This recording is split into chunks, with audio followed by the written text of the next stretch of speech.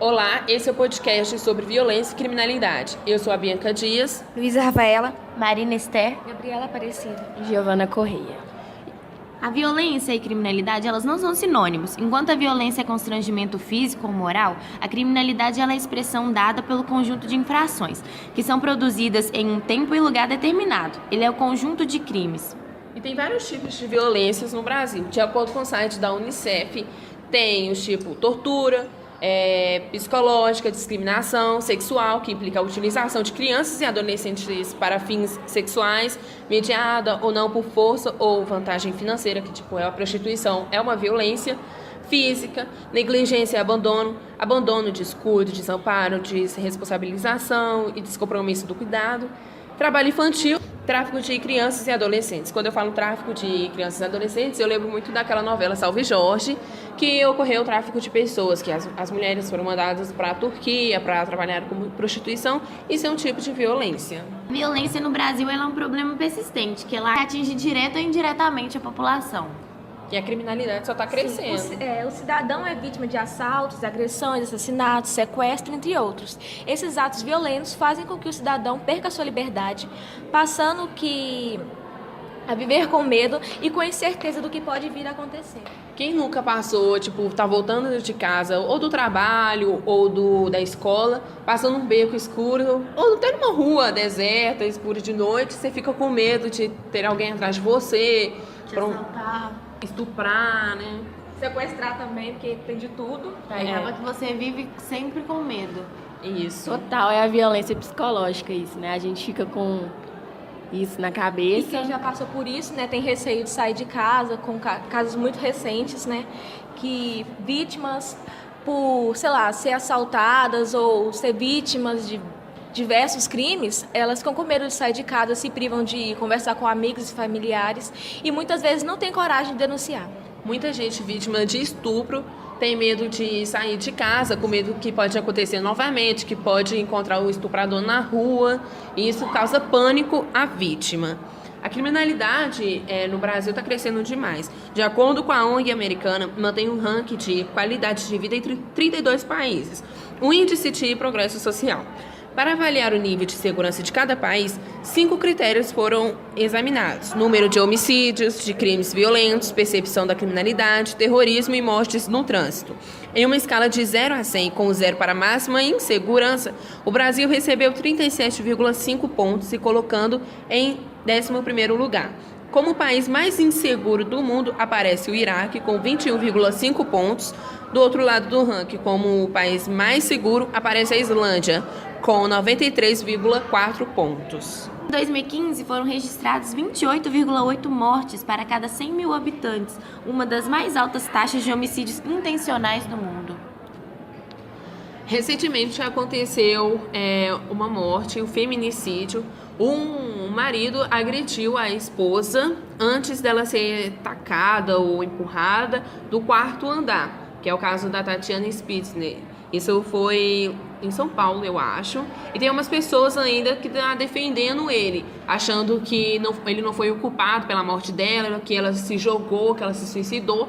Mas a polícia divulgou as câmeras de segurança, as imagens da câmera de segurança, e lá mostrava que ele agrediu ela antes dela morrer, que ele enforcou ela, e foi uma briga bem feia. E que muita gente ouviu ela gritando e ninguém fez nada, ninguém ajudou. E todo mundo fica criticando e falando assim, que a gente tem que ajudar, que as pessoas têm que denunciar, mas quando elas têm a oportunidade de ajudar, ninguém faz nada. Ninguém faz absolutamente nada. Tá vendo que a mulher vai morrer e não faz nada. Exatamente. Ela sofreu uma agressão do marido, isso é uma violência, tanto psicológica quanto física, porque os amigos dela já haviam falaram que ela estava assustada, com medo dele, e eu tenho certeza que alguns vizinhos deveriam saber disso, porque moram nem lado a lado. Agora, se fosse uma coisa assim banal, que fosse da curiosidade deles, eu tenho certeza que eles se intrometeriam. Por exemplo, teve uma notícia que passaram como as mulheres deveriam se defender na rua, e em vez de gritar socorro, gritar fogo, porque fogo vai atrair curiosos. Agora, se você gritar socorro, as pessoas vão ficar com medo de se intrometer e vai deixar pra lá. E você vai sofrer por isso, por falta de ajuda. E eu já ouvi gente defendendo ele, perguntando, mas o que será que ela fez para ele chegar a ter esse ato, a chegar a matar a ela. matar ela, né? A bater nela. E, tipo, eu não acho que nenhum fato que ela pode ter feito, sabe? A não ser que ele estivesse defendendo a própria vida, não tem desculpa pra ele poder bater nela, pra ele chegar a matar ela. E o pior é que todo mundo pergunta, mas vai saber se ela traiu ele? Mas vai saber. E, gente, isso não dá direito nenhum pra tirar a vida de alguém. E a dúvida maior é o que ela passava dentro de casa. O que ele fazia com ela. Como ninguém escutava que ela não falava, se ela gritava, como assim? Porque os comportamentos do cara foi mudando com o tempo, ele foi ficando mais agressivo, mais bruto. E não era a primeira vez que ele tava batendo nela, já vinha acontecendo. E exatamente, teve umas amigas dela que falaram assim que ela aparecia com manchas, com hematomas. E ninguém fez nada, ninguém ajudou, via aquilo acontecendo e não falava nada. Exatamente, e tipo, assim... muitas vítimas falam que eu bati na porta. Tipo, gente, estamos no século XXI, em 2018, a gente sabe que porta não bate em ninguém e que, tipo, pelas marcas, pelos hematomas, dá pra saber que ela levou uma surra do marido, sabe? E o pior é as amigas fingindo de sonsa, tipo, você bateu na porta mesmo. Gente, não tem como você bater o pescoço na porta, bater a cara na porta, a ponto de ficar roxo. Não tem Verdade. lógica. E isso está cada vez assustando mais a população, né? A sociedade, com a insegurança, como a gente vai fazer, com quem realmente a gente está ficando, com quem que realmente a gente está sobrevivendo, morando. Saber com quem confiar. Hoje em dia a gente verdade. não consegue confiar literalmente, totalmente em uma pessoa. Por exemplo, até em pais, a gente fica meio com o pé atrás. Não é em todo caso, cada um tem o seu caso com os pais de vocês. Mas, por exemplo, algumas pessoas sofrem violência psicológica pelos pais, entendeu? Tipo, lembra daquelas crianças que, lá dos Estados Unidos, que ficaram presas por anos e não comiam direito, não viam a luz do dia. Então, tipo assim, essa foi uma violência tão forte psicológica que, tipo, deu muita dó, que, tipo, comoveu o mundo todo. Em muitos casos também, a gente está falando sobre isso e tem muita violência, muita criminalidade em silêncio, como do governo, dando propina, essas coisas. Muita coisa acontece lá e a gente não sabe. Isso vai dando uma insegurança muito grande para a gente. A gente vê muitos casos de mulheres que sofrem agressões físicas dentro de casa, procuram a polícia e eles falam assim, volta pra casa, que isso vai melhorar. Não é tratado de forma certa. Por exemplo, a agressão que ela sofre em casa não é dada totalmente a atenção que merece. Gente, da agressão vai pular por um homicídio, entendeu? E isso é muito sério. Depois que a pessoa morre, as pessoas ficam pensando, como assim? Por que isso aconteceu? Coitada, ela não merecia isso.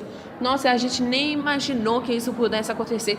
Eu tenho certeza que passa pela cabeça das pessoas o que está acontecendo dentro da casa dessa mulher, entendeu? Só que ninguém tem a coragem de enfrentar o marido ou enfrentar a regra do marido de falar assim, não, você não tem que falar nada com ninguém, e essa pessoa de fora vai lá e fala com a mulher, vamos procurar uma ajuda.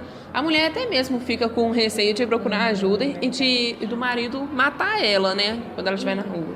E crianças também, tipo, quantas vezes as mães não percebem que o filho está sofrendo violência sexual, mas por ser bancada pelo marido, ser sustentada pelo marido, elas ficam com medo ou não falam nada, deixa por baixo dos panos, sabe? Aí quando a polícia descobre por alguém de fora e tudo mais, a mãe fala, mas eu não sabia disso, eu não tinha percebido.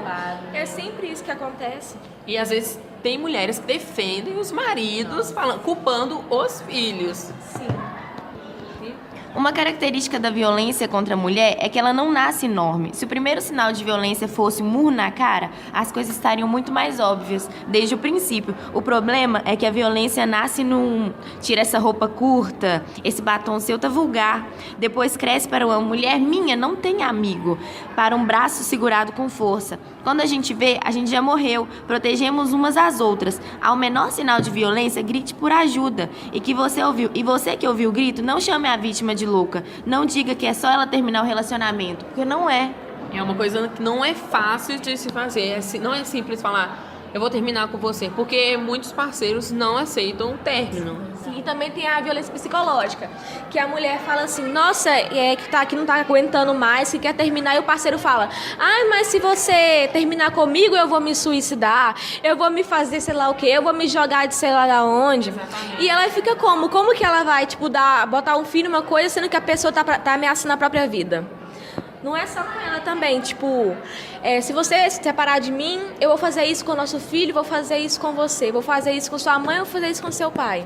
As mulheres pensam muito nos outros, e eu acho isso certo, que isso é um sinal de humanidade, e sempre acho que é mais difícil quando tem filhos, porque o marido pode fazer alguma coisa com seu filho, e é o que uma mãe não quer, que algo aconteça com o filho, né? E ela faz de tudo para o proteger. E quando a mulher se torna mãe, acaba tudo ficando mais difícil, porque ela acaba suportando tudo, porque ela quer proteger o filho, ela não quer acabar com a família dela, porque ela acha que o filho vai sofrer, e ela acaba sofrendo, porque ela não quer ver o próximo sofrer. Então acaba que acontece muitas coisas também por isso. Porque fica adiando, e ela pretende dar uma segunda chance ao marido. Sim, aí ela acaba que ele vai falar com ela que vai mudar, que era um período que ele estava nervoso, aí ela vai acabar acreditando, e ela vai acreditar que ele vai mudar, ele vai falar que é porque ele bebeu demais, ele vai falar que ele estava nervoso, que ele agiu sem pensar, vai falar que ama ela, que não consegue viver sem ela, que ama o filho que eles têm juntos, e ela vai acabar acreditando naquilo, só que quem bate uma vez, bate de novo e vai colocar sempre a culpa na mesma coisa. Então sempre isso vai acontecer e ele sempre vai querer colocar, fazer a mente dela acreditar que aquilo não vai acontecer de novo. E a mulher acaba aceitando isso, acaba levando à morte, porque uma agressão, às vezes ele pode estar mais nervoso, que ele vai colocar a culpa que ele está nervoso, e acaba que ele vai matar e vai falar que fez aquilo sem pensar, agiu sem pensar. Ocorre uma manipulação aí. Agora, sobre a criminalidade, é o tráfico de drogas. A gente vê muito hoje em dia nas ruas. Por exemplo, a Cracolândia, que tem muito no centro de BH. 1 em cada 3 presos do país responde por tráfico de drogas. Dado inédito se referem a 22 estados. 5 não possuem os números. Com a lei de drogas, percentual de presos pelo crime foi de 8,7% em 2005 para 32,6% agora. Levantamento divulgado pelo G1 em 2015 revelou que o aumento no número de presos por esse tipo de tráfico de droga foi de 339% de 2005 a 2013, fruto de uma alteração na lei de drogas em vigor desde 2006. A lei endureceu as penas para os traficantes, mas teve um efeito perverso para os usuários e pequenos traficantes. Nos últimos 4 anos, a situação só se agravou. Agora o aumento chega a 480% em 12 anos. Isso sem contar 5 dos 27 estados que dizem não ter dados disponíveis. O bom de presos por tráfico ajuda a explicar a superlotação dos presídios no país. Há hoje 668,2 mil presos para 394,8 mil vagas. A crise no sistema penitenciário coloca agudamente na agenda brasileira a discussão da questão das drogas. Ela deve ser pensada de uma maneira mais profunda e abrangente, no que a simples descriminalização do consumo pessoal, porque isso não resolve o problema. Um dos grandes problemas que as drogas têm gerado no Brasil é a prisão de milhares de jovens com frequência primários e de bons antecedentes, que são jogados no sistema penitenciário. Pessoas que não são perigosas quando entram, mas que se tornam perigosas quando saem. Portanto, nós temos uma política de drogas que é contraproducente. Comparando os dados de 2013 com a de agora, é possível perceber que o percentual de presos por tráfico subiu de 23,7% para 32,6% em 4 anos. O aumento no número de presos pelo crime desde a lei de drogas passou para 480%. Nenhum estado tem menos de 15% de presos por tráfico. O aumento após a lei de drogas em 2006, quando a lei 11.343 começou a valer, eram 30.520 presos por tráfico nos presídios brasileiros. Em 2013, esse número passou para 138.366. Agora são ao menos 182.779. Sobre um tráfico de drogas, acontece muitos crimes que são, tipo, as pessoas são inocentes. Exemplo, eu tenho uma vizinha que a irmã dela foi presa injustamente, porque um assaltante, a polícia estava correndo atrás desse assaltante, ele estava com drogas. E ele jogou essas drogas dentro da casa da irmã dessa vizinha. E a polícia encontrou esse pacote de drogas e prendeu a irmã dessa minha vizinha. Então ela cumpriu pena por 1 ano, sorte que ela fazia curso de administração, então ela foi e ajudou na administração do presídio e meio que encurtou a pena dela. Mas até hoje ela não foi, tipo, inocentada, falaram, você é inocente. Ela foi presa e cumpriu uma pena como as drogas fossem dela. A violência e o crime andam juntos, como o crime contra a mulher, né, femicídio, essas coisas, anda lado a lado, porque é uma violência contra a mulher e ao mesmo tempo uma coisa ilegal. Acaba sendo um crime, mas a violência não é só um crime. Existem esportes como boxe, karatê que levam à violência e estão dentro das leis. Já a criminalidade também não é sempre que leva à violência. Tem o tráfico de drogas, que lógico que pode envolver às vezes, por estar devendo e cobranças, alguma coisa assim. Mas não é sempre que está envolvendo a violência. Sim.